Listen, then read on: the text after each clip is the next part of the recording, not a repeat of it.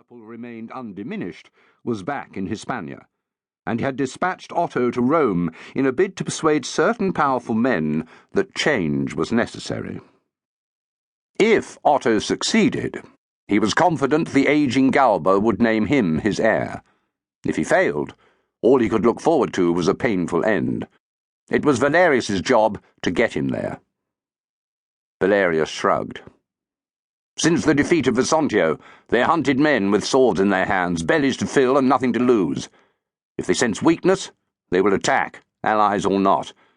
I'd guess we're too strong for them, but, he pointed to the dead woman, if these people were killed by auxiliary cavalry, we have a different problem.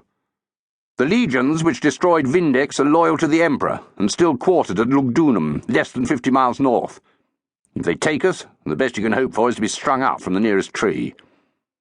Otto swatted at the flies plaguing his horse. Then we must avoid— Shit! Valerius reacted instantly to a howling shriek that split the silence like an executioner's sword, as 30 horsemen burst from the cover of the trees on the far side of the field.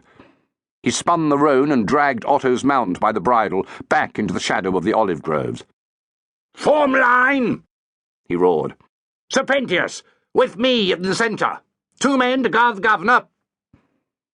The field was heat-baked, as flat as a legionary parade ground and 300 paces wide. By now, the enemy horsemen, Batavian auxiliaries, judging by their war gear, were a quarter of the way across. But Valerius took the time to issue precise orders. He rapped out the commands, roaming the line as he shouted each word in their faces. "Swords only!" The long, razor-edged spathae hissed from their sheaths. "Straight to the charge. Stay tight with me. We hit them once and we hit them hard. Leave them screaming and bloody, then circle back to cover the governor. Understand?" The decurion commanding the Vascones grunted his acknowledgement and barked an order to his men, at the same time urging his mount out of cover and into the sunlight. Valerius was already in motion. After the months spent in the saddle with Corbulo's cavalry, the roan might have been a living extension of his body. He felt the comforting presence of Serpentius, his Spanish freedman, pull up to his right knee. Their eyes met for an instant, and Serpentius nodded. No need for spoken orders. Valerius reached across his body and slid the long blade of his sparta from its scabbard on his right hip. Neither man carried a shield, though each of the cavalry troopers held the light leather roundel the auxiliaries favoured. He checked his horse to allow the Vascones to form on him, and looked up just as a slight stutter in the Batavian ranks and the strident cry of urgent orders confirmed what he had suspected. He felt a savage heat well up inside him. The Batavians had seen a small huddle of mounted men amongst the bodies of the villagers they had themselves slaughtered, and marked them as local lords or magistrates, rich pickings compared to the farmers and tanners who lay bled out among the stalks. When they had launched their surprise attack from the woods, the last thing they had expected was to be confronted by a full troop of cavalry. Now they must face a fight they hadn't bargained for, or break away, leaving their flank exposed to the rampaging Vascones, already screaming their war cries as they pounded over the dry earth.